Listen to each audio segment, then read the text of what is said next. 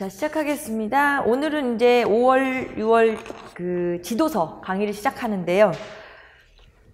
지도서는 일단 우리 자료를 나눠 드렸어요. 그래서 이렇게 개인이 갖고 있으신 분도 있고요. 예, 뭐 그거는 자유롭기는 한데 일단 그 지금 나눠드린 사이즈로 나눠드린 사이즈에 맞춰서 이렇게 왼쪽 오른쪽 이렇게 막 적을 게 많으니까.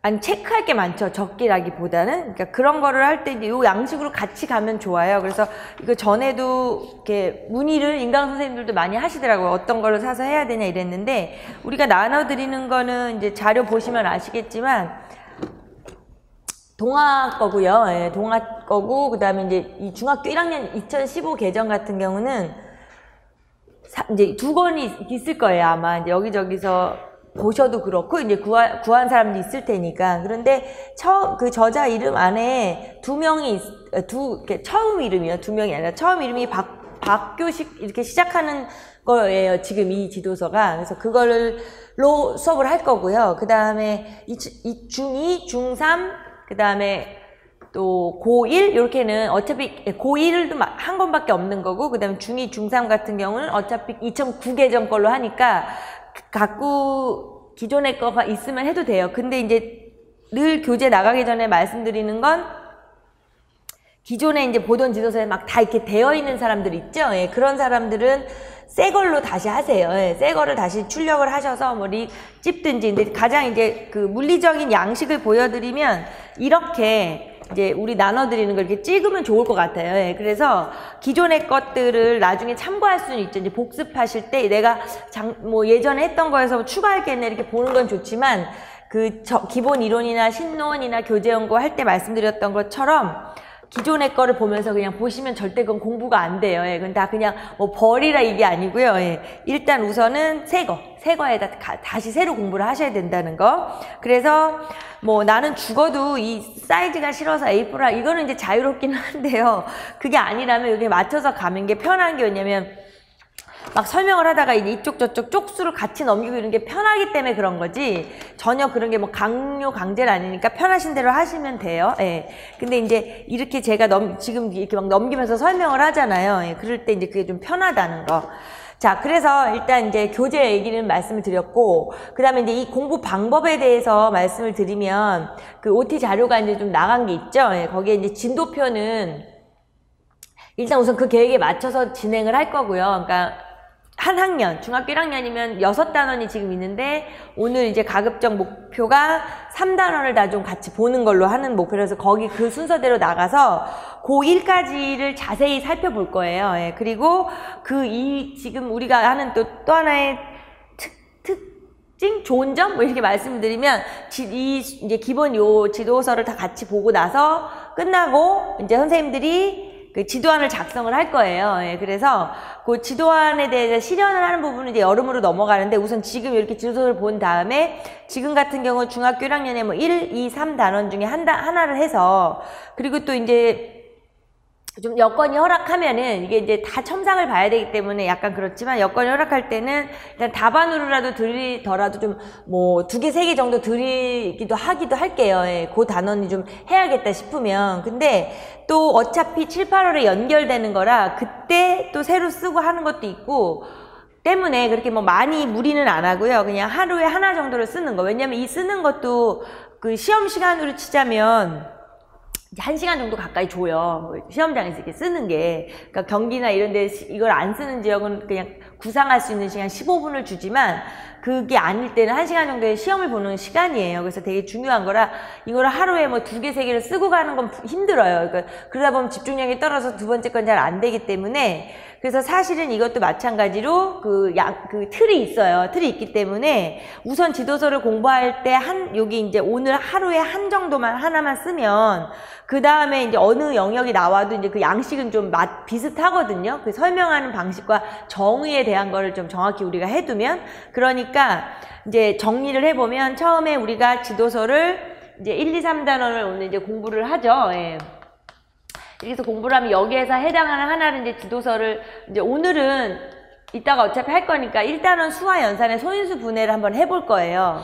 그러면 이제 소인수 분해를 이제 작성을 하는 데 있어서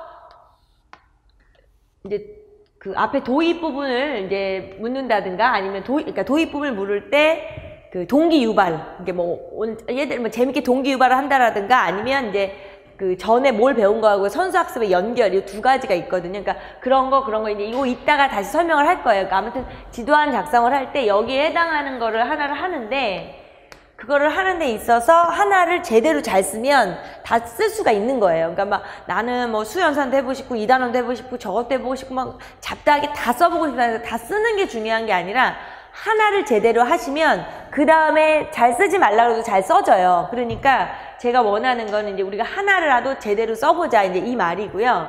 그 다음에 그러면 그냥 뭐 왜 하나만 제대로 쓰면 뒤에 나중에 잘 써지네. 이거는 무슨 말이냐면 그것을 하기 위하여 지도서를 지금 우리가 같이 이제 분석을 하는 거예요. 말하자면. 그래서 이제 같이 이렇게 읽어보고 거기에 정리를 하고 밑줄을 치고 이렇게 해서 하니까 사실은 다른 이론 강의보다는 재미없어요. 예, 재미가 없고, 그 다음에 이제 지루할 수가 있어요. 그래서 이제 그 대신에 어렵지는 않죠. 사실은. 예, 그리고 이제 봐야 할 부분에 이제 우리가 이제 포커스를 맞춰야 되는 걸 제가 이제 같이 보니까 그건 진행을 하면서 말씀을 드릴 거고요. 우선은 이제 중1에 자료 보셔도 되고, 이제 각자 지도서를 보시면 그 앞 상당히 많이 달라지긴 했어요. 그쵸? 예, 2015 개정이 되게 좀 2009에서, 그러니까 2007에서 2009로 갈 때 참 많이 좋은 점이 많이 있어요. 우리 수학을 교육하는 사람 입장에서 또는 수학적인 입장에서도 학생들에게 맞춰서 참 많이 좋은 점도 많이 있거든요. 예. 그런 차원에서 볼 때 지금 2009에서 2015로 갈 때 이제 약간 좀 더 완성도가 높아졌다 이렇게 생각을 하면 되거든요. 그래서 그 완성도가 높아진 그 부분에 대해서 이제 우리가 이 책을 보면 느끼실 거예요. 그래서 이렇게 보시면 첫 번째 이제 펼쳐 볼게요. 그래서 지금 우리가 뭐 복사가 돼서 이제 컬러풀하게 안 나가잖아요. 근데 제가 이제 이거는 교과서거든요. 근데 이제 그냥 이걸 참고로 한번 보여드리면 파일로 있는 사람은 알겠지만 되게 컬러풀하게 나갔어요. 그러니까 이 말을 제가 선전하고 이러는 게 아니라 중학교 1학년 학생들에게 이제 조금 더 어떤 수학이라는 거에 대한 그들의 어떤 태도가 바뀌어져야 되고, 그쵸? 흥미를 유발시켜야 되니까 컬러풀하고 기존에도 그랬지만 좀 더 많이 편집과 디자인을 많이 봤나 봐요. 그래서 이제 그런 것도 좀 좋게 벌 필요가 있고요. 예. 그 다음에 지금 맨 앞장을 보고 계시면 그 앞에 이제 수와 연산에 항상 지금 수와 연산에 소인수분의 정수와 유리수, 이걸 우리가 두 번째 교재 연구하면서 했어요. 하면서 빈칸 뚫어가지고 막 단원 이름을 썼단 말이에요. 그러니까 그만큼 중요한 거예요. 그러니까 이 지도서를 공부하는 데 있어서 몇몇 분들이 이렇게 생각해요. 그냥 혼자 지도서 한번 쭉 읽어보면 되지 않겠느냐. 그렇게 하는데 그거는 아닌 거예요. 그렇죠? 그러면 이렇게 귀한 시간을 내서 저도 마찬가지고 선생님들 마찬가지 이렇게 하는 이유가 있거든요. 그래서 이걸 한 번 쑥 읽어본다고 되는 일이 아니기 때문에 정말 귀중한 시간이라고 생각을 하고, 이게 또 혼자 읽기는 싫고 혼자 보기도 싫고, 마치 기출문제를 보면 이 정도는 안 봐도 되지 않나 이런 사람도 있는 거예요. 그것도 위험한 거고, 그다음에 중고등학교는 특히 중학교 위주로 많이 나올 때 보면 어렵지 않은데 이렇게 생각하는데, 여기에 수학 문제를 우리가 푸는 게 아니거든요. 이걸 분석해서 지도해야 하는 입장이라 되게 어려운 거예요. 그래서 항상 그 생각을 가지고 내가 이걸 학생들에게 어떻게 설명해야 하는가, 그리고 고1, 중1, 2, 3, 고1, 2, 3학년이 배우는 내용을 어떻게 지도하고 있는가에 대한 걸 내 머릿속에 넣어야 되기 때문에 그게 되게 쉬운 일이 아니에요. 네, 그래서 그런 거를 잘해서 제가 아까 말씀드렸듯이 이 지금 나눠드린 양식으로 들으면 옆에 여백이 많아서 그 여백에 뭘 쓰기가 좋다. 근데 그게 아니시면 포스트잇을 이용하거나 컬러펜, 색깔펜 이런 걸 좀 많이 준비를 하세요. 그래서 이렇게 눈에 팍팍 띄게 하는 게 좋으니까. 예. 자, 그래서 일단은 항상 이 단원을 볼 때 맨 앞에를 먼저 보고요. 수와 연산에서 저번에도 우리 계속 얘기했던 거지만 항상 단원 있잖아요. 되게 중요해요.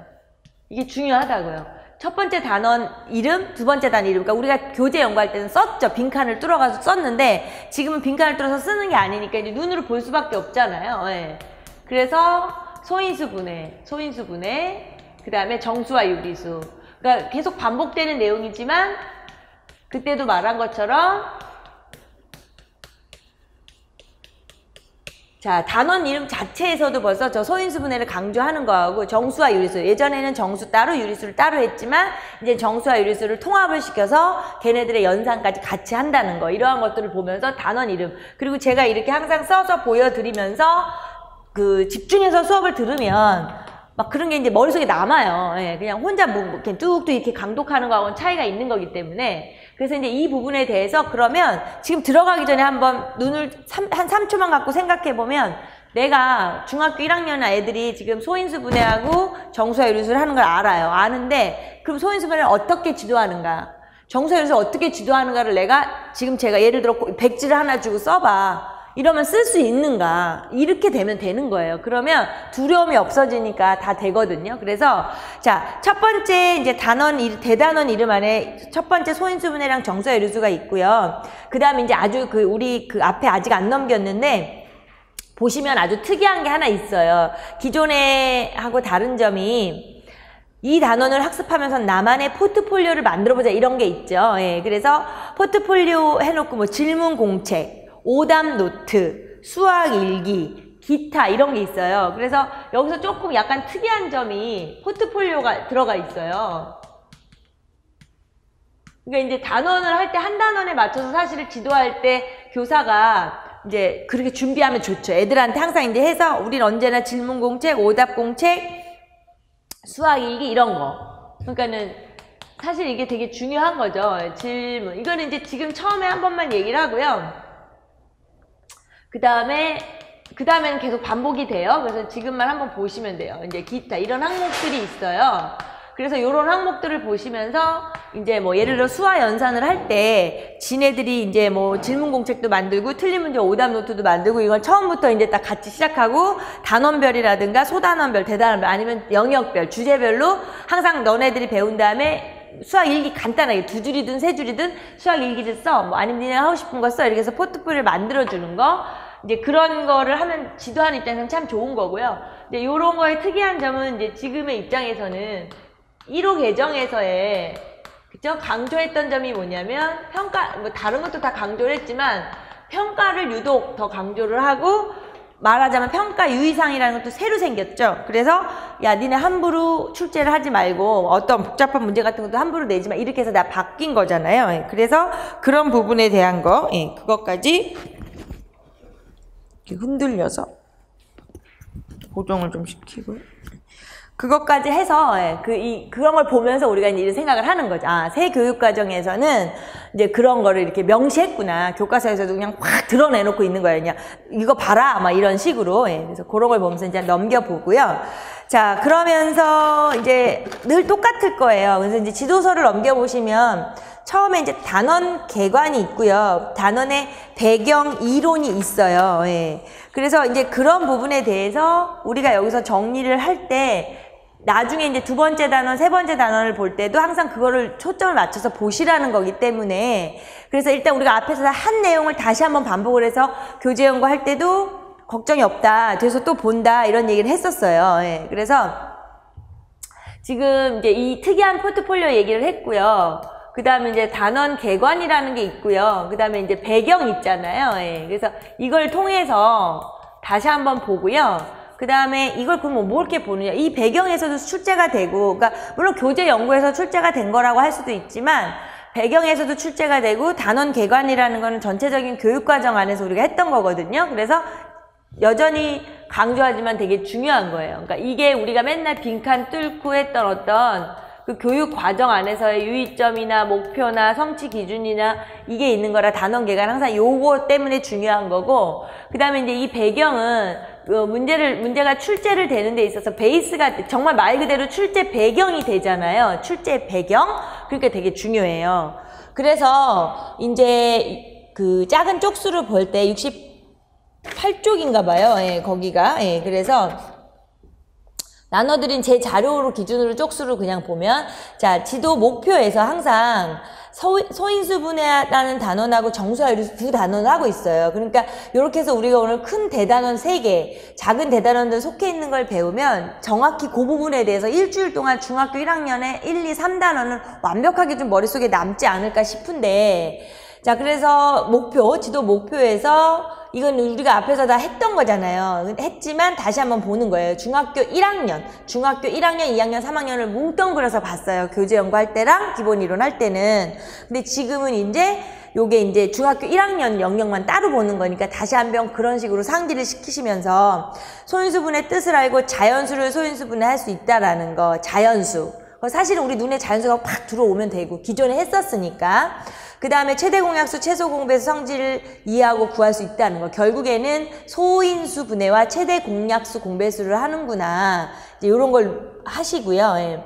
그 다음에 정수와 유리수에서도 양수, 음수, 정수, 유리수. 이거에 대한 개념.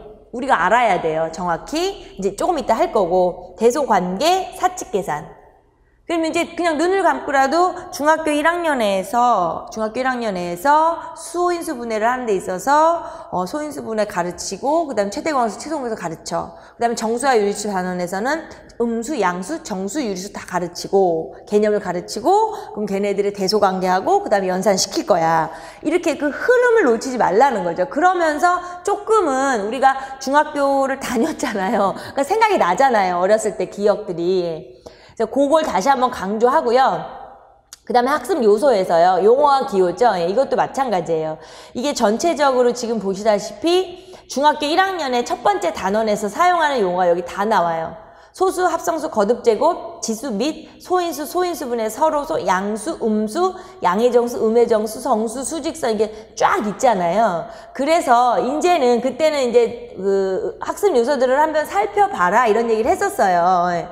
근데 지금은 어떤 거냐면 그 학습 요소 안에 있는 거를 정확히 정리하면 되는 거예요. 그러니까 이제 뒤에서 할 거잖아요. 뒤에서 할 건데, 그러니까는 예를 들어서 거기서 나오는 지금 소수, 합성수, 거듭제곱, 지수 및 소인수, 소인수분해 이렇게 해서 그 전체를 뒤에서 다 찾을 거란 말이에요. 그러니까 그런 것들을 찾아가면서 하나씩 꼬집으면 용어와 기호, 옛날에 용어와 기호고 지금 이제 뒤에도 용어로 나와요. 그 지금 학습 요소로 되는 이거를 완벽하게 그냥 외워질 수가 있다는 거예요. 동시에, 그러니까 그걸 뭐라, 일석이조가 되는 거죠. 일석이조. 예. 그래서 이제 조금 이따 그걸 볼 것이고요. 예. 자, 그 다음에 교수 학습 방법 및 유의사항은 여전히 워낙 중요한 거니까 거의 다 그냥 아예 통짜로 외워버리면 속 시원한 게 이거예요. 그래서 이제 쬐끔씩이니까. 최대 공약수, 최소 공배수는 자연수의 소인수를 이용하는 범위에서 다룬다는 거, 자연수. 그 다음에 이제 음수를 처음 배우는 거잖아요. 중학교 애들이. 그러니까 음수, 다양한 상황에서 음수의 필요성이 제일 중요한 거예요. 그래서 음수의 필요성. 예, 필요성. 그 다음에 이제 정수사칙 계산의 원리는 여러 가지 모델을 이용하여 직관적으로 하겠다. 모델 동글뱅이, 직관적으로 동글뱅이 해놓으시고요. 예. 반복이 되니까 참 귀에 있고 지금 되게 새롭지가 않아요. 그래서 더 위험하다고 제가 늘 강조하는 거예요. 자, 평가 방법의 유의사항.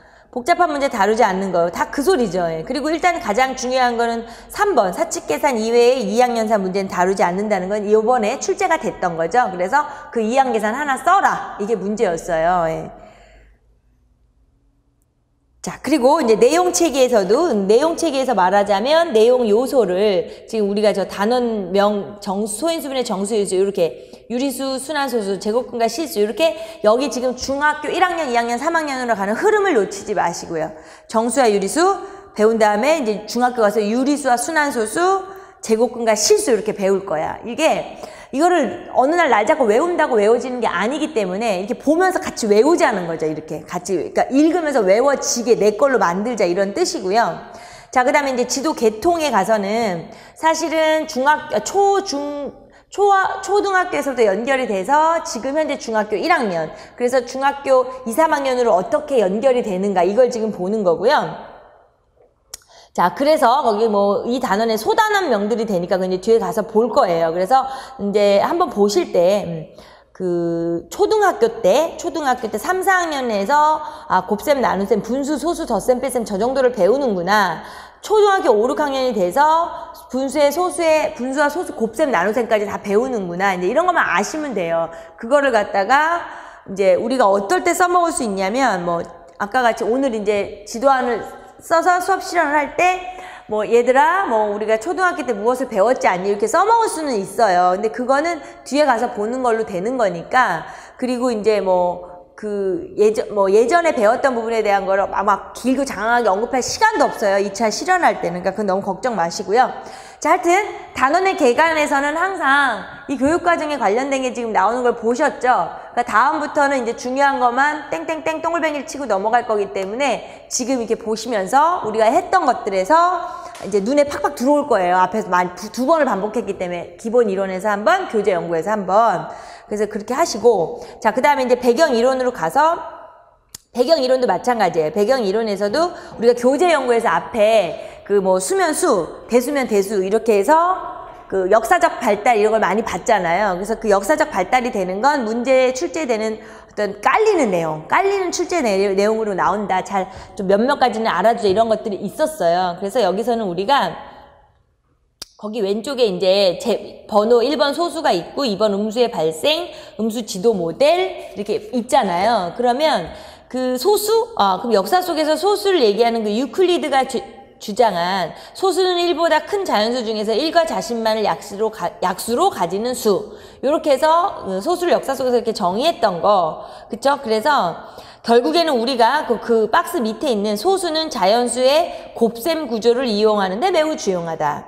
그쵸? 그러니까는 애들에게 소수를 왜 자꾸 소수를 가르치나 이 이유는 있을 거 아니에요. 그 소수를 가르치는 이유예요. 자연수의 곱셈 구조를 가르치고 싶어서 그런 거예요. 숫자를 분해해가지고. 그러니까 이제 그러한 것들을 우리가 알아두고요. 그 다음에 이제 음수의 발생. 그러니까 이제 그 밑에 박스 1, 2, 3, 4는 객관식 나올 때는 출제도 됐었어요. 맞는 말이냐 틀린 말이냐 이렇게.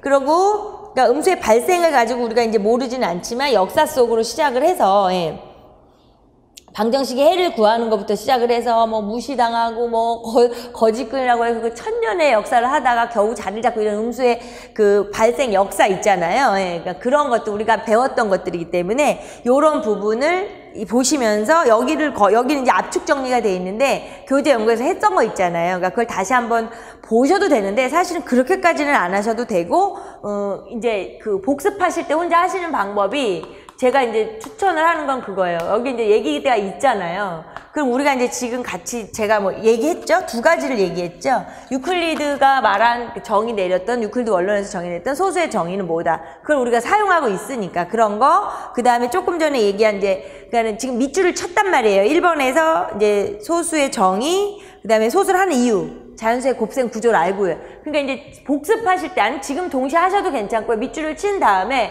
핵심 키워드만 하는 거죠. 어차피 이게 교재에서 한 거예요. 그러니까 맨날 또 쓰고 이것도 그렇게 그닥 도움이 되지는 않아요. 그러니까 유클리드 원론에서 얘기하고자 하는 그 소수의 정의 있잖아요. 뭐 이제 밑줄 친 걸 한번 써보고 안 보고 쓰라는 거예요. 근데 요번엔 늘 제가 말씀드린 것처럼 기본 노트가 하나 있단 말이에요, 이제. 거기다 이제 추가를 해서 노트를 만들어 가고 있는 과정이고 다 만드신 분도 있어요. 또 뭘 만들고, 이거는 좀 말이 안 돼요. 거기에다가 지금 아까 같은 경우로 말씀을 드리면, 요렇게 우리가 모양을 이제 사이즈를 보여드렸죠. 뭐 이렇게 되든 A4가 되든 이 책으로 쳤을 때, 일단 요번 강의에서만 하는 걸로 중1, 2, 3, 고1까지 4권이에요, 이게. 4권이면 상당히 많아, 무거웠고 힘들어요. 근데 그래도 그 4권 정도를 그냥 그 4권으로 맞춰서 그 책 안에서 해결을 해서 포스트잇이라든가 이런 걸 많이 이용을 해서 거기에다 정리를 했으면 좋겠어요. 왜냐면 이게 딴 데로 올라가면 이 지도서는 의미가 없어요. 왜냐면 이제 막 내용을 찾아야 되니까. 그래서 이제 방법을 말씀을 드리는 게 이제 복습을 할 때 한다든가 이제 이렇게 해서 뭐 소수의 정의 얘기한 거 쓰고 여기에서 그러면 이제 혼자 공부하는 거 말씀드리는 거예요. 복습 공부. 그러면 이게 이 소수를 우리가 학생들에게 지도하고자 하는 건 자연수의 곱셈의 구조. 자연수의 곱셈의 구조. 그래서 아까 이 비포 사이즈를 했을 때 옆에 공백이 많아요. 이게 좋다는 얘기예요. 그러니까 그렇게 정리를 하시고 일일이 다 저기 할 필요가 없잖아요. 그럼 그 밑에 보면 이제 2번 음수 발생 있잖아요. 그럼 본인의 머릿속에 정의된 음수 발생이 있을 거 아니에요. 음수 발생을 써야 되거나 이런 일은 없을 거예요. 특별히. 그럼 그 왼쪽에 공백이 많은 데를 이용하여 내가 그냥 음수의 발생에 대해서 정리한 거 있잖아요. 자, 본인이 처음에 뭐 디오판투스가 어떻게 해서 뭐를 어떻게 했지? 그래서 이렇게 돼가지고 막 난리를 치다가 무시당하고 하다가 결국에는 자리를 잡았어. 한 1000년 걸렸대. 뭐 이런 식으로 정리를 하시라는 거예요. 예. 그리고 이제 뭐 그 재밌는 그림도 있고 그건 애들 책이니까 이제 여러 가지가 있고요. 자, 그 다음에 이제 3번으로 건너가서 음수의 지도 모델이 있어요. 우리 머릿속에 수직선 모델, 샘돌 모델, 우체부 모델 막 많아요. 예. 그리고 이거는 출제가 계속되고 있죠. 계속되고 있고 앞으로도 또 돼요. 그런 차원에서 본인이 그거에 대해서 그 여백이 있어요. 오른쪽에 가서 이제 그 모델에 대한 특징들이 있는데 사실은 우리가 원칙적으로 하면 지금 머릿속에 있어야 되는 게 맞잖아요. 예. 그래서 3번 밑에다가 이제 뭐 오체부 모델 이런 거는 저도 뭐 그렇게 강요를 안 해요. 예. 그럴 필요는 없을 것 같아요. 이 두 가지 정도만 가지고 이 정도만 가지고 간단하게 항상 정리를 간단하게 할 수 있다는 건 그걸 완벽하게 이해했다는 거예요.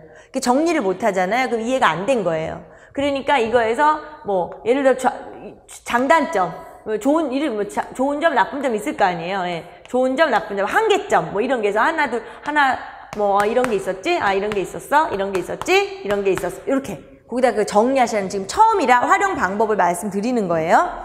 그리고 나서 이제 네 번째로 가서 형식 불역의 원리가 있어요. 자, 그럼 형식 불역의 원리를 보면서 무슨 생각을 해야 되냐면 뭐 별표를 쳐놔야 되겠죠. 중요 표시를 해놓으시고 다음 쪽으로 넘어가서요.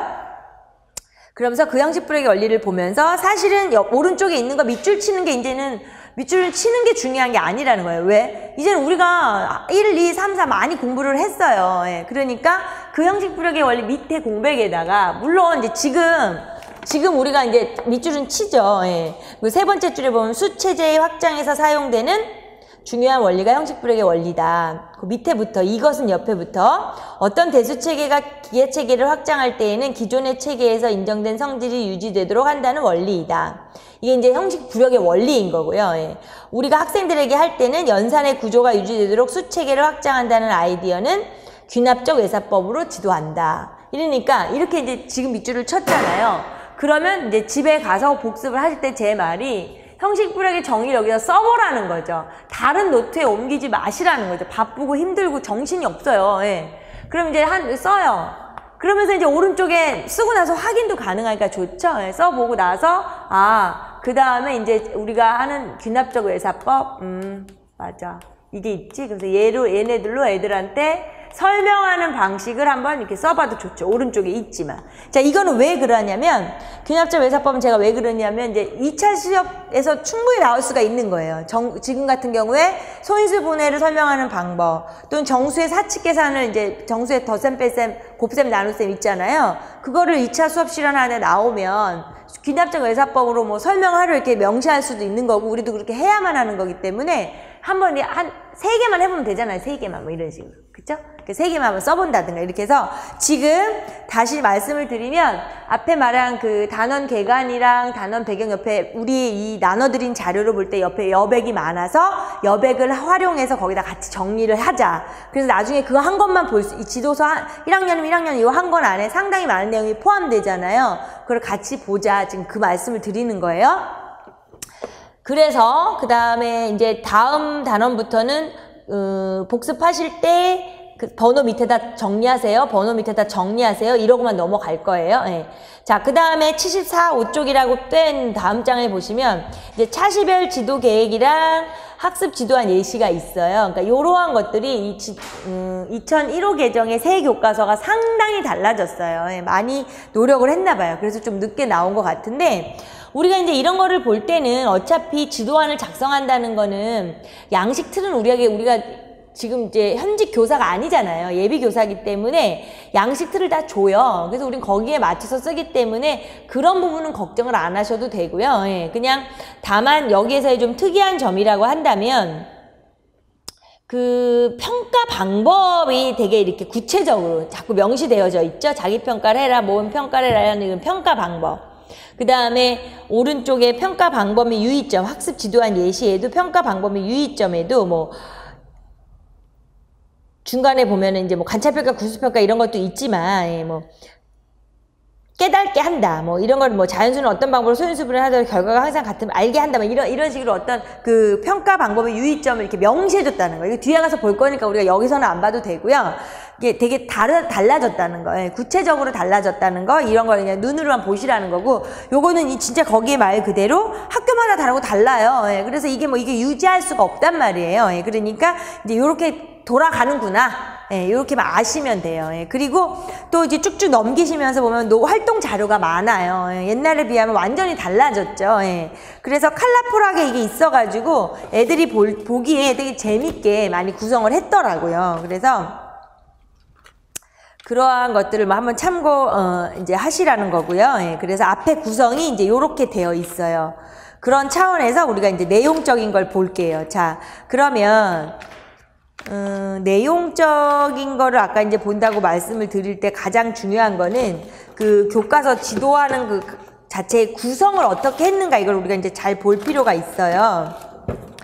자, 그래서 거기에 이제 위에 지도서 82쪽, 83쪽으로 간데 이제 펼치면 교과서 10쪽 하면 교과서 몇 쪽 나오는지 그게 진짜 교과서예요. 그리고 이건 교사용 지도서이기 때문에 이제 나머지 것들은 우리만 이제 우리 교사만 보는 거예요. 그래서 이제 그거에서 이제 그 중요한 걸 우리가 보는데 교과서는 좀 작죠. 그래서 글씨가 안 보실 수도 있는데 일단은 그 교과서가 있는 구조를 한번 먼저 보면은요. 항상 이제 단원의 도입 부분에서 보면 그 소인수 분해라는 그러니까 왼쪽에는 이제 그 준비 학습해가지고 이제 그 재미난 얘기 있잖아요. 뭐 우주선 외계 생명체 이런 얘기가 있어요. 그러니까 그런 걸 우리가 다 같이 읽을 수도 시간도 없지만 혼자 이렇게 보시면 되죠. 예, 그래서 거기서 보시면 이렇게 이런 걸 한 번씩 읽어 놔 두시면 이런 얘기니까 2차 실현할 때 도움이 되실 거예요. 뭐 동기부여할 때 막 생각이 안 나면 애들한테 이거 인용했다고 틀린 건 아니거든요. 예, 그래서 인용하시기엔 좋고요. 그 다음에 이제 준비학습에서 거기에 뭐 특이한 점이 뭐 스스로 점검을 해라. 그래서 초등학교 5학년 때 약수와 배수 배운 거랑 뭐 이런 걸 뭐 체크하는 표가 있잖아요. 예, 근데 사실은 애들이 뭐 그게 이름도 모르는 애들도 있을 수도 있기 때문에 그래서 일단 그럴 때 우리는 지금 지도서를 보는 거니까 오른쪽에 보시면 초등학교 때 배웠던 그 약수와 배수 있잖아요. 그걸 한번 이제 밑줄 쳐놓으세요. 초등학교 때 얘네들이 어떤 수를 나누어 떨어지게 하는 수를 그 수의 약수라고 한다. 한 배, 두 배, 세 배 하는 걸 배수라고 한다. 이렇게 배운 애들인 거예요. 그러니까 우리가 그냥 얘가 초등학교 때 얘네들이 약수와 배수를 이렇게 배웠구나. 그리고 공약수, 두 수의 공약수 중에서 가장 큰 수를 두 수의 최대 공약수, 두 수의 공배수 중에서 가장 작은 수를 두 수의 최소 공배수 하면 그 배운 내용이라고 항상 그렇게 박스가 나올 거예요. 그럼 그 배운 내용이라는 거 우리가 한번 읽어보면서 그 지도 계통을 보시라는 거야. 초등학교 때 이렇게 했구나. 이것만 보시면 되고요. 그 다음에 이제 그 밑에 그러니까 그 왼쪽이 교과서상에 이제 첫 번째 페이지에 보면 애들이 이제 첫 단원을 들어가는 거라서 뭐 외계 생명체가 어쩌네 이렇게 해서 이렇게 막 쭉쭉 나오잖아요. 예, 그래서 이제 그런 거는 읽어보시면 되는데 우리가 좀 봐야 될 부분은 뭐냐면 이제 구성이 그 이야기 속 수학, 창의 융합, 심화 정리 이렇게 이제 구성을 항상 줘요. 그래서 도입을 할 때 이야기 속 수학으로 이렇게 이제 뭐 교사가 발문을 던진다든가 이렇게 할 수가 있는 거고요. 예. 그 다음에 이제 우리가 새 교육과정에서 강조하는 게 창의 융합이잖아요. 그러니까 이제 항목을 뭔가 만들어 써야 했겠죠. 그래서 창의 융합을 넣어가지고 이제 내가 우주로 보낼 지구와 인간에 관한 신호를 만들면 어떤 내용을 담을까 뭐 이렇게 이제 예시를 하나 준 거잖아요. 근데 이제 그 예시가 이제 그것을 우리는 뭐 그런 거는 이제 우리가 이제 현장에서 뭐 한 1년만 하시면 다 잘 하실 것이고 그래서 이제 창의 융합의 항목 안에 이제 그거와 그 다음에 이제 심화 정리를 하는 데 있어서 이제 뭐 거기 조금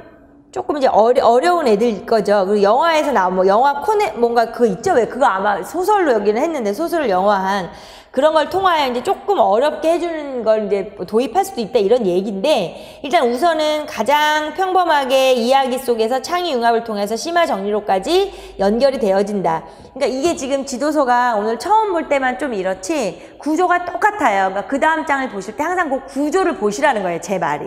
첫 번째 있을 때 이렇게 도입을 하고 초등학교 때 배운 내용을 활용을 하고 그리고 나서 이제 오른쪽으로 가셔서 그게 이제 교과서 두 번째 페이지잖아요. 근데 이제 왼쪽은 항상 준비학습 나올 때는 그냥 이렇게 준비학습을 하는 걸 그냥 보시면 돼요. 편안하게. 근데 오른쪽으로 가서 이제 본격적으로 소인수 분해를 배우려고 하는 거에 있어서는 다 너무 중요한 것들이 많아요. 자, 일단 성취 기준과 태도와 실천에 밑줄을 쳐놓으시고요. 성취 기준은 계속 반복이 되니까 이제 정말 귀에 못이 박히실 거예요. 소인수 분해의 뜻을 알고 자연수를 소인수 분해할 수 있다. 앞에서도 나오고 계속 나오죠. 예. 그리고 이제 또 특이한 점이 바뀐 점이 태도와 실천이 여기 들어갔죠. 그래서 태도와 실천이 들어갔다는 거. 그래서 소인수 분해를 활용하여 여러 문제를 해결하면서 소수의 역할과 가치를 깨달는다는 소수의 역할과 가치에 이제 별표를 쳐놓으세요. 그래서 수학이란 소인수 분해라는 단원을 지도하는 학생들에게 무슨 태도 실천, 수학 좋아해야 돼, 재밌어야 돼, 이거 말고, 예, 그런 원론적인 거 말고 인지적으로 소인수 분해라는 자체를 애들이 왜 하는가를 알아야 된다고요. 사실은 그거예요. 태도 및 실천은. 이거 왜 배워요, 선생님? 이렇게 질문을 할 때 답변이에요. 그러니까 우리가 그렇게 해줘야 되는 거죠. 그래서 태도 및 실천에서 소수의 역할과 가치에 별표 쳐놓으시고요. 자, 그러면서 이제 항상 이 구조는 똑같아요. 탐구해 봅시다로 들어간단 말이에요. 그래서 그 탐구해 봅시다 같은 거에서 이제 그 사각형 이렇게 연결을 해가지고 하는 거 나오잖아요. 그래서 이제 항상 그 구조를 이렇게 볼게요. 우리가 지금 지도서를 보고 계시니까 지도 목표, 그 다음에 유의점, 지도 방법 이제 이렇게 있어요. 예, 그럴 때 우선 지도 목표는 되게 중요한 거예요. 근데 우리가 지도 목표를 뭐 그 2차 수업 지도안을 작성할 때조차도 지도 목표를 써야 하는 상황은 안 나와요. 주기 때문에. 그리고 유의점도 마찬가지예요. 요번 시험 문제를 보면 유의점도 주어지면서 우리한테 그걸 통하여 문제를 풀게 했지 예전의 문제처럼 막 쓰게 하지는 않아요. 예. 그렇지만 그거 자체가 중요하기 때문에 항상 지도 목표를 눈여겨보시고요. 예. 그래서 지도 목표에서도 중요한 거 밑줄을 빡빡 치세요. 그래야 이게 이제 흑백이고 이래가지고 나중에 보실 때 눈에 팍팍 들어오려면 지도 목표에서도 소수, 합성수 밑줄 쳐놓으시고요. 자, 2번에 소인수만 밑줄 쳐놓으시고요. 4번에 소인수분해 이용하여 자연수의 약수. 결국엔 소인수분해 이용하여 자연수의 약수를 하려고 하는 그런 것만 밑줄 쳐놓으셔서 다음에 보실 때 일단 그러니까 요번 한 주 동안에 내가 계획에 맞춰서 예전에 배웠던 것처럼 정리를 막 심하게 하거나 이론이 막 수학 교육학적 이론이 들어가는 건 아니에요. 그래서 다음 주 수업까지의 오늘 배웠던 1단원, 2단원, 3단원을 면밀히 다시 한번 읽어보고 확인하기에는 그렇게 물리적인 시간이 부족하지 않아요. 절대로. 밀리지만 않으시면. 그래서 그거를 유지하시면 되거든요. 예. 그래서 보실 때 그거만 보시라고 색깔로 빡빡 칠하는 거고요. 자, 유의점도 예. 소수는 1보다 큰 자연수에서만 생각까지만 밑줄. 거듭제곱은 지수가 자연수인 경우만 요렇게. 거기까지만. 자, 약수는 나눗셈의 개념 거기까지만. 인수는 곱셈의 개념 거기까지만. 약수와 인수를 엄밀하게 구별하지 않는다. 큰 차이가 없기 때문에 애들한테 굳이 그걸 중학교 1학년 애들한테 그렇게 막 구별하지는 않는 거죠. 자, 그 다음에 이제 진짜 중요한 것들이 나와요. 그 지도 방법이 되게 중요해요. 왜냐하면 그러니까 이제 보실 때 요건 이제 지금 지우는 건 아까 이제 복습할 때 그 빈 여백을 활용하여 거기다 정리를 하면 도움이 된다 그 말씀을 드린 거고요. 그 다음에 지금처럼 항상 지도 목표가 있고요. 유의점이 있잖아요. 그럼 이제 다음에 우리 볼 때 지금 색깔 형광펜이나 이런 걸로 빡빡 그 키워드만 밑줄을 쳐놨단 말이에요. 그 키워드만 딱딱 보시라는 뜻이고요. 예. 자, 그 다음에 지도 방법이 있어요. 학습 지도 방법. 예. 그러니까 요게 이제 되게 중요한 거죠. 이 안에서 상당히 그 정의나 이런 게 많이 나오기 때문에 그 지도 방법으로 다시 올라가서 1보다 큰 자연수 중에서 라는 작은 다음표 있잖아요. 라는 제한 없이 까지만 밑줄을 쳐놓으세요. 그리고 두 줄 삐고 밑에요. 1보다 큰 자연수 중에서 1과 자기 자신만을 가지는 자연수. 이렇게 뭐 박스를 치고요. 그러니까 나중에라도 보면 그게 내 눈에 확 들어와야 되니까 항상 그거에다가 그 옆에 뭐 소수를 정의하면 유의한다 이랬잖아요. 근데 그거보다는 1부터 큰 자연수 중에서 1보다 큰 자연수 중에서 지금 뭐뭐뭐 자연수에서 박스를 이렇게 쳤으면 항상 그렇게 박스를 친 옆구등이나 어디다가 소수의 정의 이렇게 써놓으세요.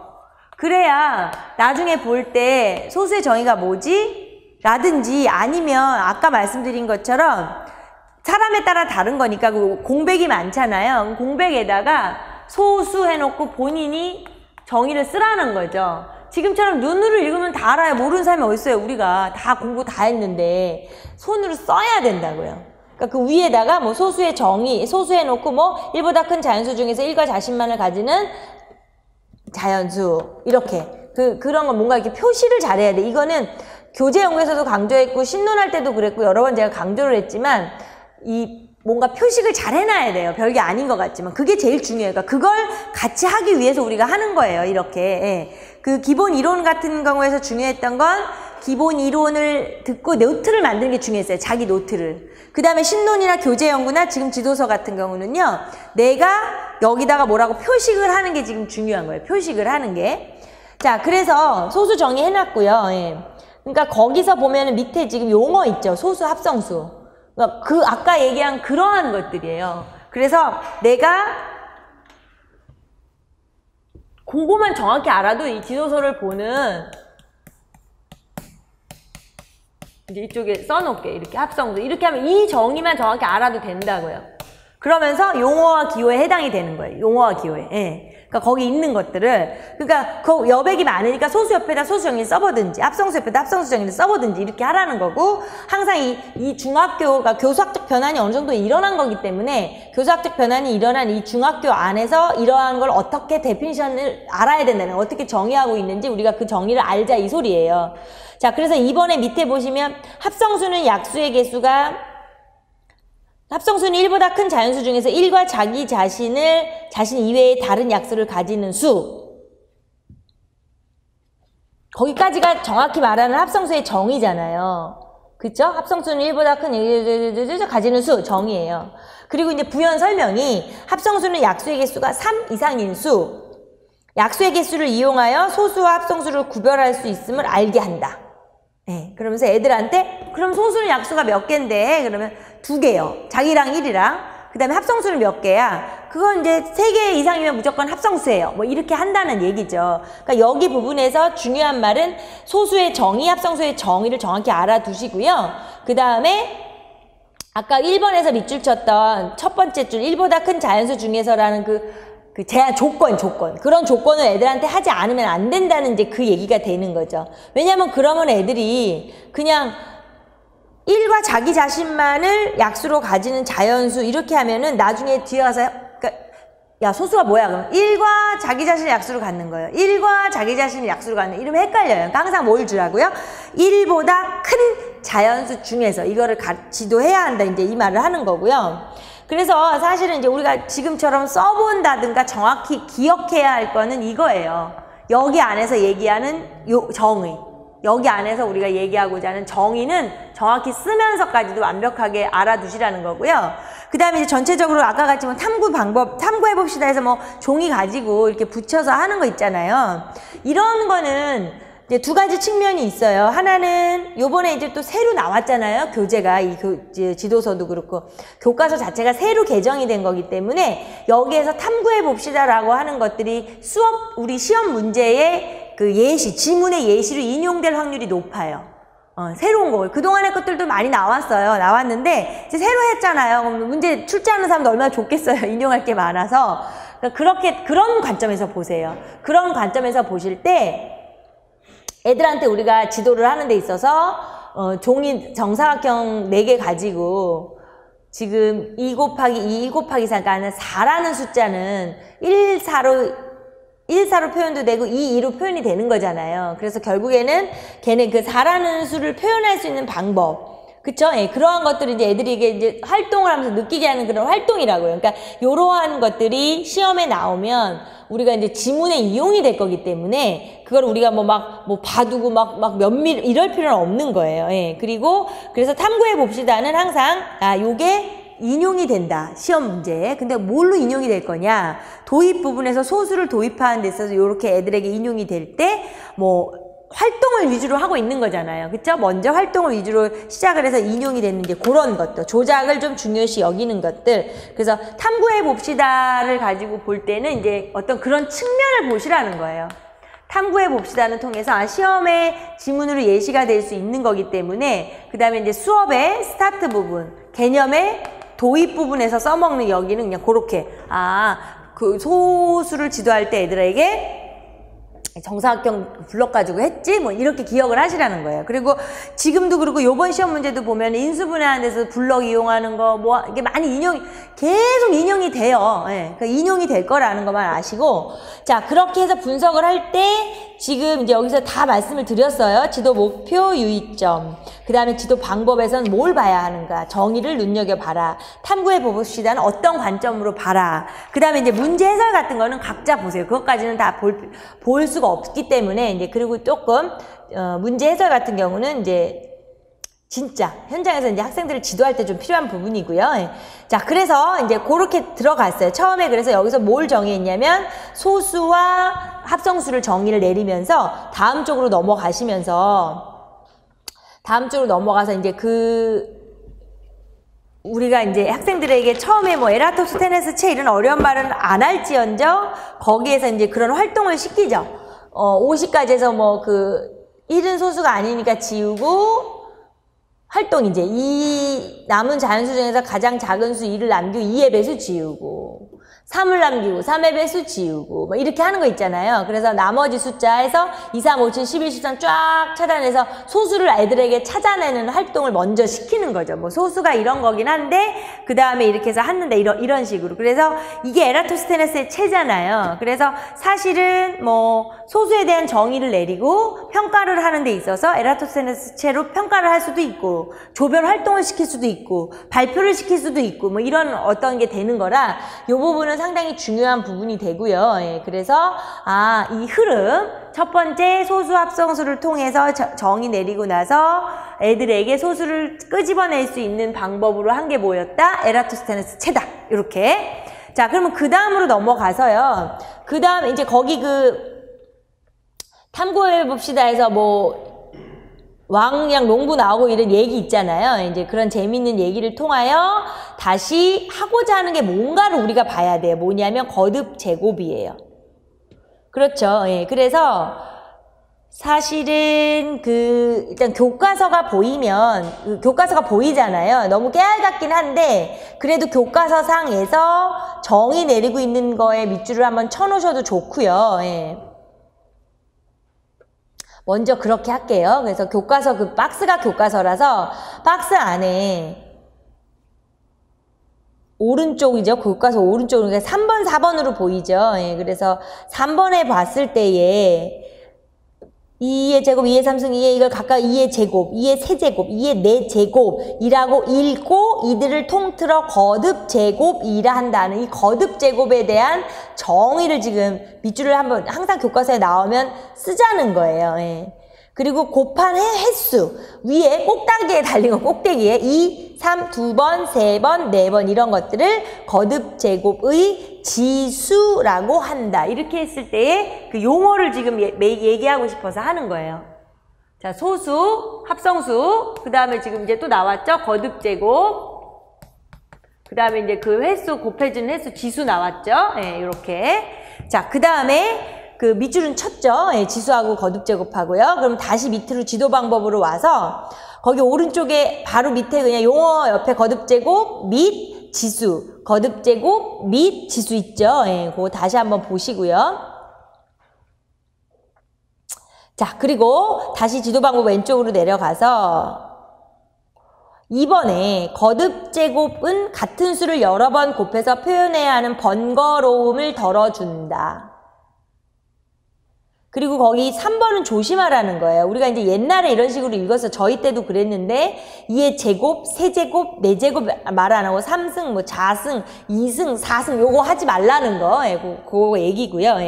그래서 이제 누가 옛날에 뭐 질문하는데 뭐 여기 부분이 뭐 2차 수업 실현을 하는데 앞에 감독관들 앞에서 발표를 하는데 2의 자승이에요. 2의 3 이르면 감점되지 않겠느냐. 감점될 수 있어요. 예리한 감독관이. 원래 감점돼야 되는 게 맞아요. 감점을 안 시켰다면 그 감독관이 이상한 거예요.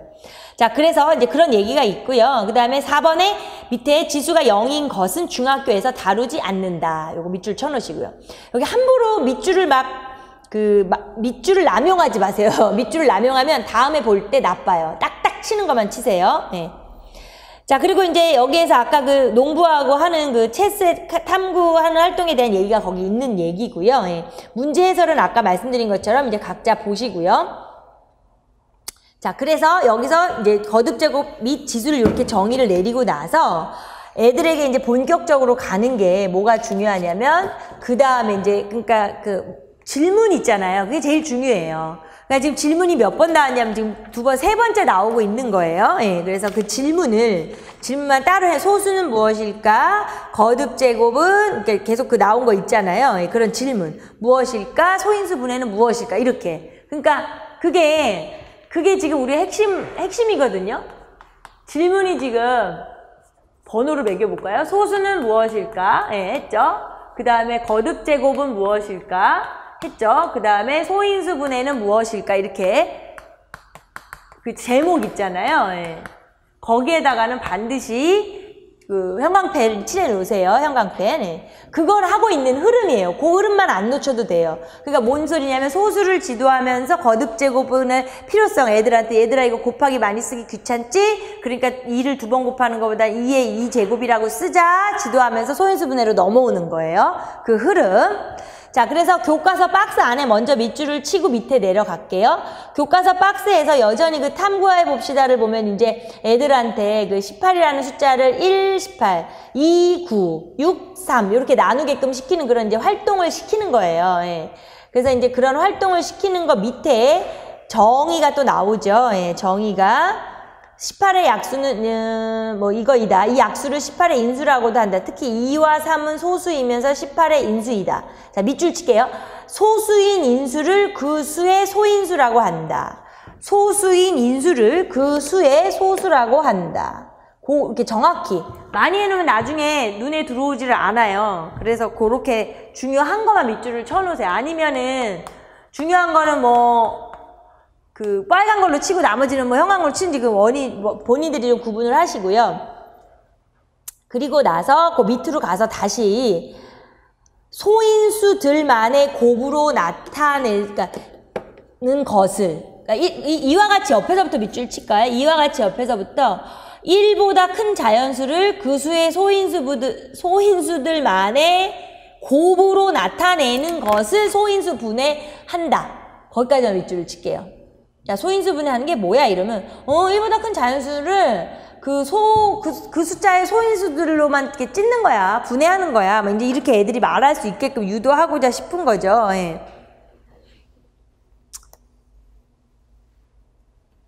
자, 그 다음에 마지막 줄에 보시면 1보다 큰 자연수를 소인수 분해한 결과는 소인수를 곱하는 순서를 생각하지 않으면 한 가지뿐이다. 밑줄 쳐놓으세요. 학생들에게 있어서 이제 이걸 되게 강조해야 돼. 애들은 순서가 바뀌면 다르다고 생각할 수 있기 때문에요.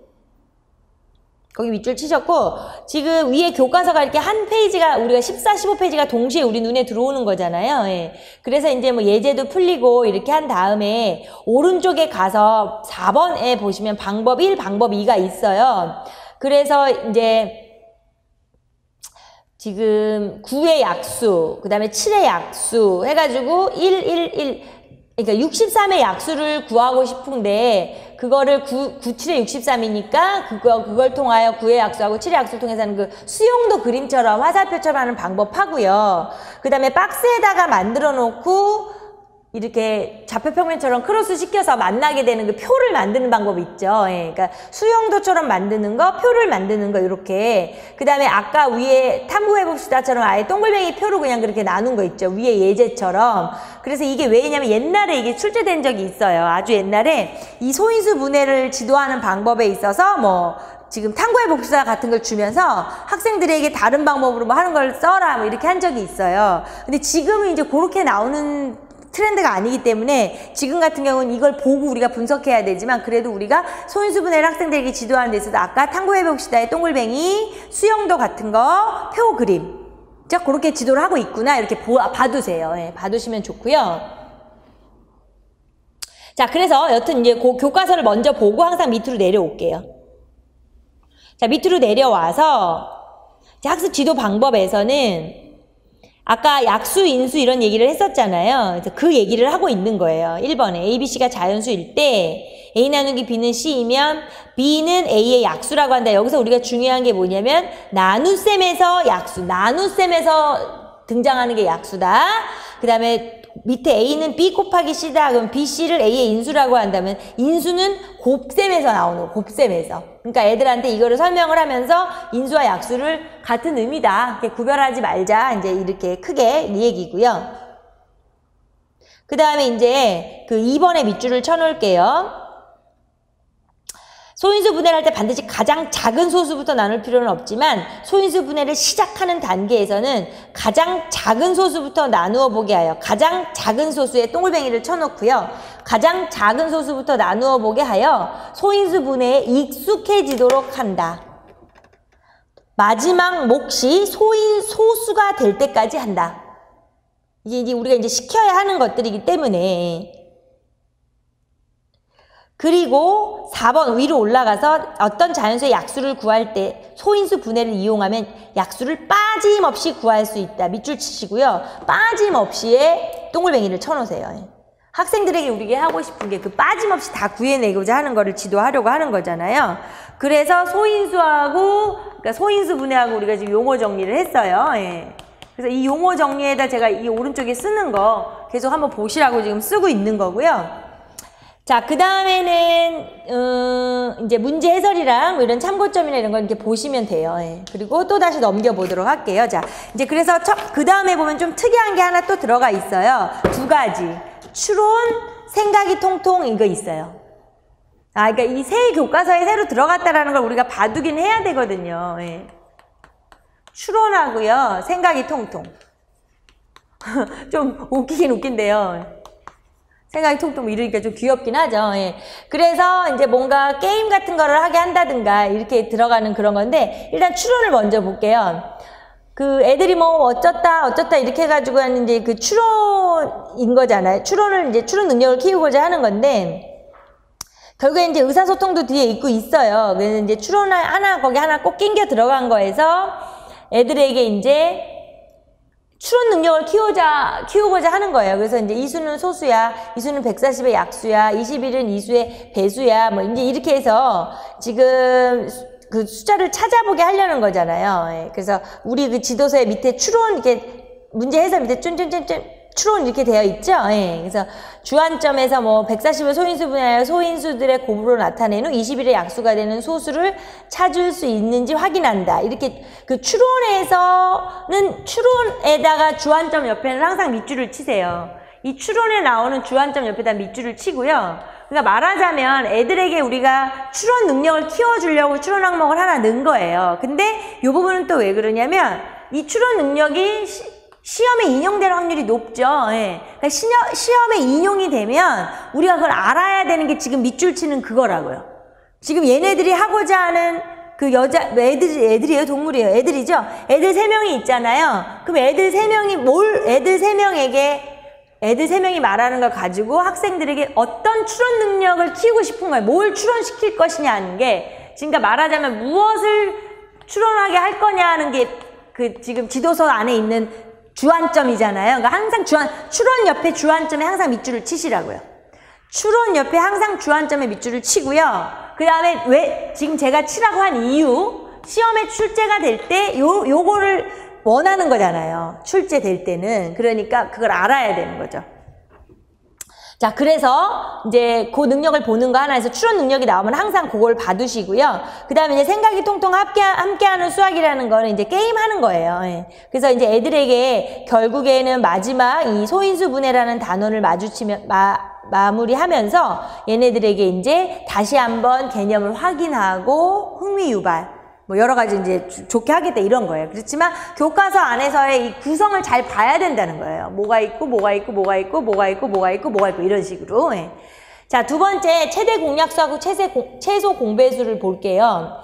자, 그러면 소인수 분해를 이용하여 최대 공약수를 어떻게 구할까라고 하는 아까 말한 그 무엇일까? 거기에 꼭 밑줄 쳐놓으시고요. 그 다음에 또 마찬가지로 성취 기준은 똑같은 얘기지만 밑줄 쳐놓으시고 태도 및 실천에 밑줄 쳐놓으시고 그러니까 거기 교과서 페이지가 이제 낑겨 있는데 태도 및 실천에다가 밑줄을 치면서 여전히 유용성 깨닫는다에만 다시 더 동글뱅이를 치세요. 유용성 깨닫는다에 더 동글뱅이를 쳐놓으시고요.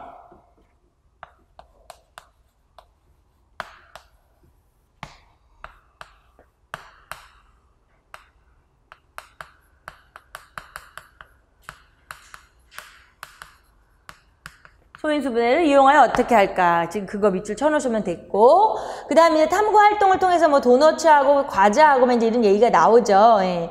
그래서 그 밑에 또 그 정의의 밑줄 쳐놓죠. 최대 공약수가 1인 두 자연수를 서로소라고 한다. 밑줄을 치고 위에도 밑줄은 쳐놔야 돼요. 이게 초등학교 때 애들이 배운 거긴 하지만 그래도 2개 이상의 자연수의 공통인 약수가 공약수. 밑줄 치시고 공약수 중에서 가장 큰 수는 최대 공약수. 그러니까 공약수, 최대 공약수, 그 다음에 서로소 이렇게 지금 친 거예요. 예. 근데 지금 굳이 쉽게 말해서 우리가 서로소만 지금 제가 여기 쓰는 자체도 서로소만 쓰는데 왜 그러냐면 그것은 초등학교 때 배운 거예요. 공약수, 최대 공약수, 공배수, 최소만 초등학교 때 배웠기 때문에 중학교에 와서 서로소만 지금 정의를 내리고 있고요. 그래도 밑줄은 쳐놓지만 우리 이제 서로소라는 걸 다시 한번 밑줄 쳐놓으시고요. 예, 교과서 안에서. 예. 그리고 이제 다시 오른쪽으로 와야 돼요. 오른쪽으로 와서 지도서상에서 오른쪽으로 89쪽으로 와서 서로 지도 목표에다가 키워드만 밑줄 칠게요. 서로소. 두수의 공약수는 두수의 최대 공약수의 약수. 두수의 공배수는 두수의 최소 공배수의 배수. 소인수 분해를 이용. 밑줄 쳐놓으세요. 왜냐하면 어차피 이 단원이 최대 공약수, 최소 공배수이기 때문에 나중에 볼 때 소인수 분해로 애들한테 최대 공약수, 최소 공배수 가르치지 이렇게. 그 다음에 5번의 실생활 문제 해결. 그거만 밑줄. 자, 유의점에서는 자연수의 소인수 분해. 복잡한 문제 다루지 않는다. 밑줄을 치고요. 그 다음에 이제 학습 지도 방법에서 합성수인 두 수도 서로소가 될 수 있음을 확인. 합성수인 두 수도 서로소가 될 수 있음을 확인. 헷갈리면 안 돼. 애들이 이제 서로소라는 건 소수끼리만 서로소라고 생각할 수가 있어요. 안 되고요. 그 다음에 2번에 두수의 밑줄 칠게요. 두수의 최대 공약수를 구하는 과정은 두수를 한꺼번에 소인수 분해하는 과정과 같다.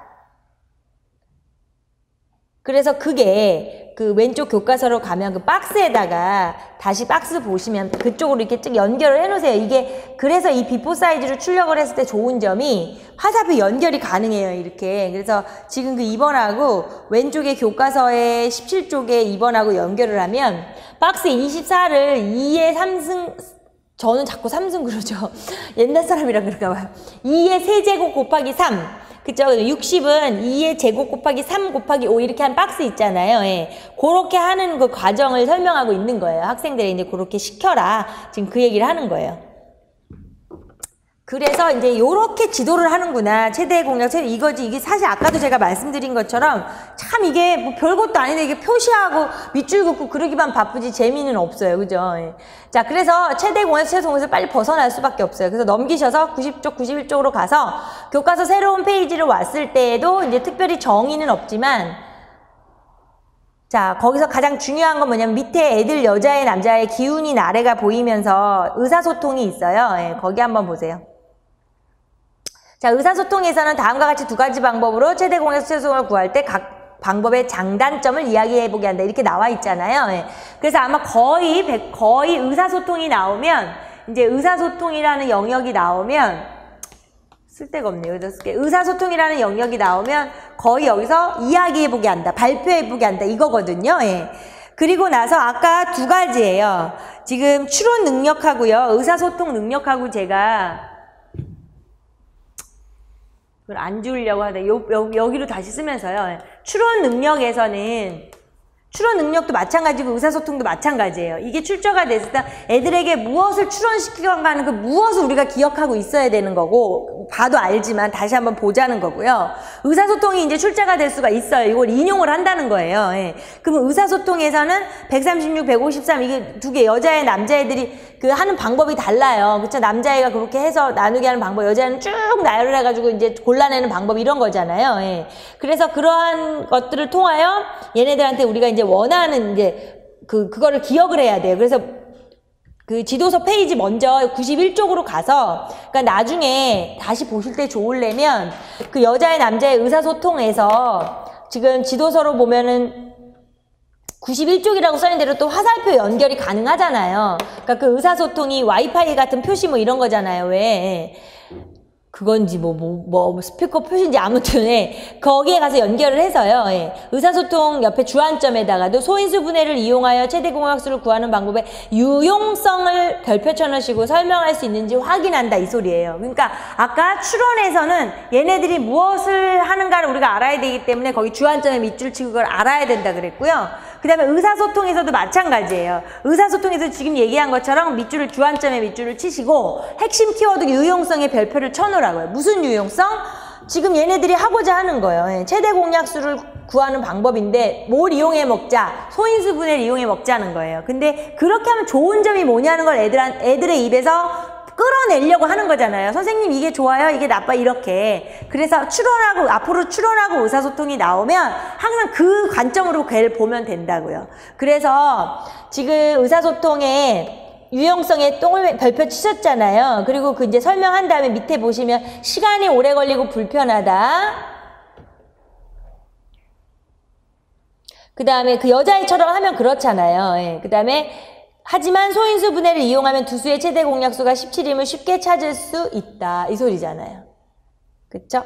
그래서 여자애처럼 하면 시간이 오래 걸리지만 장점도 있다. 그 소리예요.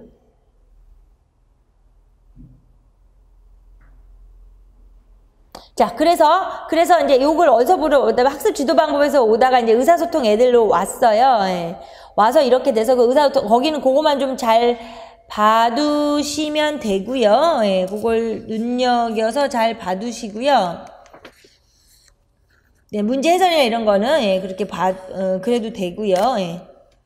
자, 그 다음에 한번 보실 때 이제 복습하실 때 거기 재미난 얘기 많아요. 영화 속의 수학 문제 이런 것들은요. 우리가 이걸 이렇게 다 합치면 몇천 페이지가 되니까 다 볼 수는 없어서 그런 걸 꼭 확인을 하셨으면 좋겠고요. 자, 그 다음에 그 다음 쪽으로 넘어가서 이제 92, 93 쪽으로 가서요. 지금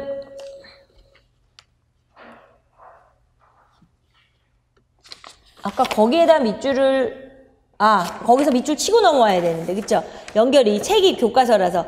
지금 아까로 가서 소인수 분해를 이용하여 최소 공배수를 어떻게 구할까? 구할까? 하는 거기다가 이제 물음표에다. 아까 소인수 분해를 이용하여 최대 공약수를 어떻게 구할까? 소인수 분해를 이용하여 최소 공배수를 어떻게 구할까? 두 개 다 밑줄을 치고, 거기에서 지금 밑에다가 이제 구할까? 밑에 이제 말이 조금 연결이 이렇게 되기는 하지만 설명하는 거 있어요. 그래서 거기서 다시 2개 이상의 자연수의 공통인 배수가 공배수 밑줄 치고 공배수 중에서 가장 작은 수의 작은 수는 최소 공배수만 밑줄을 치고요.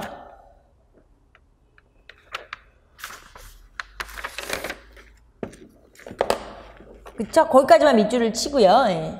그 용어니까. 그리고 나서 어차피 다음 쪽으로 넘어와야 책이 연결이 돼요. 그쵸? 조금 왔다 갔다 하는데, 그럼 이제 지도서 페이지 92, 93으로 오면 교과서 페이지 20, 21이 보이잖아요. 거기서 이제 소인수 분해를 이용하여 아까 한 것처럼 같은 방법으로 최대 공약수 구한 것처럼 같은 방법으로 최소 공배수 구하는 게 나오는 거죠. 자, 그래서 거기다 밑줄을 쳐놓을게요.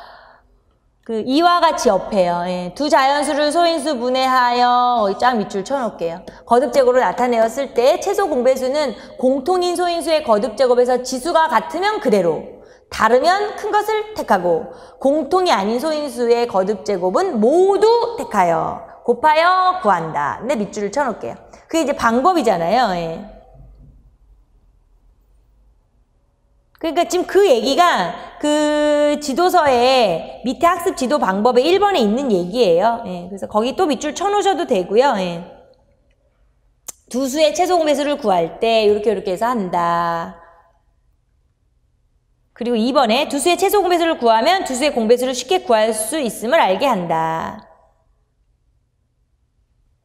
그 다음에 3번이 이제 세 자연수 최소 공배수 얘기가 있는 거예요. 똑같아요. 예, 2개짜리나. 그리고 나서 다시 교과서로 올라가서 왔다 갔다 하고 그러죠. 고속버스 밑에 왜 다시 생각이 통통 함께하는 수학이 있어요. 예. 생각이 통통 함께하는 수학. 이것도 인용될 수 있어요. 그러니까 교과서의 내용은 다 웬만하면 인용될 확률이 높아요. 예. 그래서 그냥 잘 봐두는 거예요. 그러니까 애들이 게임을 통해서 이제 60갑자, 뭐 1010개, 1000가리랑 12개 지지 이런 거 우리 이제 알고 있는 자추이면 막 이런 거 있잖아요. 이제 그런 좀 어려운 거지만 그런 건 게임을 통해서 애들이 느끼게 하는 거 생각이 통통 그걸 한번 봐두시고 그거보다 우리가 이제 더 중요한 건 전체적인 얘기라고요. 최대 공약수, 최소 공배수부터 해서 이렇게 이거 어떻게 할까? 어떻게 할까? 어떻게 할까? 어떻게 할까? 어떻게 할까? 이런 거. 그러니까 이거를 놓치지 않는 게 지금은 하여튼 제일 중요해요. 예. 제일 중요해가지고 그런 거를 본 거고요. 예.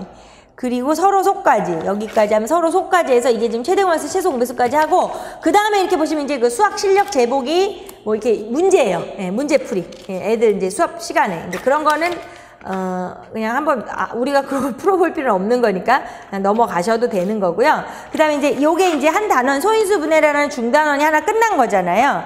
그래서 이제 또 특이한 거 여기까지만 보고 좀 쉴게요. 매미 그 펜으로 하는 대화라는 거하고요.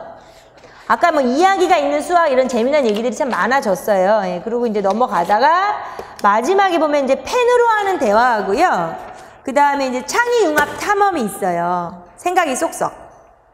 그래서 이제 그 2개 구조를 우리가 봐야 돼요. 그게 이제 마지막인데, 그 펜으로 하는 대화가 이제, 거기도 설명이 있지만, 이제 외국 교육 과정 안에서 했던 그런 것들을 이제 인용한 거예요. 그래서 애들이 각자 다른 색깔을 가지고, 이제 전지에다가 막 지 의견을 빨간색으로 철수 의견, 뭐, 노란색으로 영희 의견 이렇게 해서 자기네 생각들을 다 써서 나중에 이렇게 수집해가지고 막 토론하고 이런 거예요. 그래서 지도서에서 보시면 99쪽에 가면은 펜으로 하는 대화라는 그 예시 그림이 있죠. 예, 그래서 애들이 막 그 소수에 관련된 거에서 지가 지 색깔로 막 거기다 이제 지 의견을 쓰는 거예요. 여러 가지로.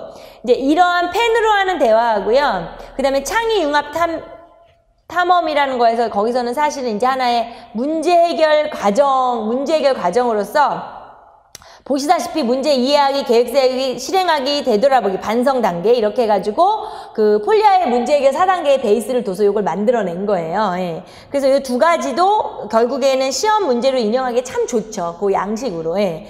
그래서 모든 별로 그 펜으로 하는 대화에서 이제 소인수 분해하고 최대 공약수, 최소 공배수를 배운 거잖아요.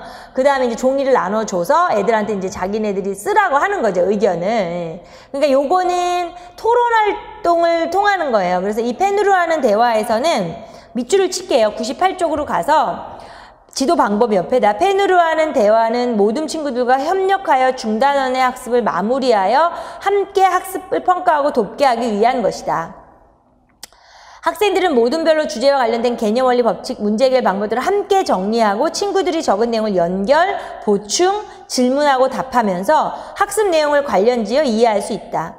이 과정에서 친구들이 무엇을 알고 있는지, 무엇을 어려워하는지, 무엇을 잘 모르는지 알고 서로 도울 수 있다. 그래서 막 그 진한 표시로도 잘 되어 있잖아요. 예, 그래서 펜으로 하는 대화를 하는 동안 말은 하지 않으며 각자의 생각을 펜으로 써서 표현한다. 떠오른 생각을 바로 말하는 것이 아니라 다양한 표현 방법을 사용해 어떻게 적을지 숙고해야 하므로 반성하는 태도를 기를 수 있다. 별표 반성. 그래서 이제 외국에서 뭐 초크토크 이래가지고 이런 거 이제 각색해서 우리나라도 이제 인용을 해서 써먹기로 해서 이제 여기에 실은 것 같아요. 예. 그리고 나서 이제 요걸 통하여서는 결과적으로 이렇게 토론도 중요하고 지금 얘기한 것처럼 마무리 학습의 토론에서 중요하지만 결과적으로 그 위에 조그맣게 펜으로 하는 데와 옆에 자기평가, 동료평가가 있잖아요. 그래서 결국에는 자기평가와 동료평가로까지도 연결이 된다는 거. 그거를 우리가 한번 봐둘 필요가 있고요. 지금 이제 이걸 처음 우리가 보는 거기 때문에 이렇게 봐두고 나중에 이제 문제풀이 우리 진짜 문제풀이 할 때도 마찬가지고 정말 시험에서도 이게 이제 인용이 되는 건 해결할 수 있게끔 되는 거니까 뭐 그건 너무 염려하지 마시고요. 자, 그 다음에 창의융합으로 가서도 이제 여기서는 말하자면 문제 해결 과정을 주는 거에서 우리 늘 했던 것처럼 그 문제 이해하기에 보면 뭐 구하려는 게 뭐냐, 주어진 게 뭐냐, 뭐 계획 세울 때 무엇을 이용하면 좋겠냐, 그 다음에 뭐 해결해보자, 그 다음에 되돌아오기 반성 단계에 보면 뭐 확인해보자, 다른 문제 응용할 수 없을까, 이런 거 있잖아요. 그러니까 아주 좋게 정리되어 있어요. 딱 우리도 사실 폴리아의 여러 가지 그 문제 해결 4단계에서 그거만 알면 돼요. 다른 거 알 필요 없잖아요. 그래서 그거만 알면 돼서 정리를 잘 해놨다는 거. 그래서 되게 신경을 좀 많이 그래도 나름대로 썼어요. 예. 그래서 거기까지 한 다음에 그 99쪽에 그 펜으로 하는 대화 밑에 있잖아요. 거기다가 밑에 보시면은 제가 지금 얘기한 것처럼 펜으로 하는 대화 활동 후 자기평가와 동료평가를 하여 학습과정을 반성하도록 한 다음에 밑줄 쳐놓으시고요. 보이죠? 그 화살표 작은 거. 그래서 우리가 이제 알기로는 펜으로 하는 대화를 통하여 어떤 그런 평가로까지 연결이 되게끔 간다. 이렇게 알면 되고요. 그 다음에 오른쪽으로 와서 창의융합 옆에다가요. 자, 문제 해결의 결과뿐만 아니라 결과 동글뱅이 해결 방법의 과정도 중요하다. 과정. 그래서 그 4단계, 폴리아의 4단계에 근거해서 그 순서로 해결해 가며 해결 과정의 중요성을 학생들이 깨닫게 한다. 해결 과정의 중요성 별표 쳐놓으시고요. 그 다음에 또 더 나은 풀이를 위하여 풀이를 스스로 찾아보는 태도, 별표해 놓으세요. 그래서 창의융합을 통하여 그것까지 원하는 거죠. 자, 그럼 조금만 이따가 정수 유리수를 하고요. 저 미리 공지된 것처럼 약간 이게 오늘 지도서도 써야 되고 그래서 오늘 기본 원래 끝나는 것처럼 안 끝날 수 있어요. 기본이 좀 넘을 수가 있어요. 작성도 하셔야 되고 이 내용도 뒤가 좀 있고 그래서요.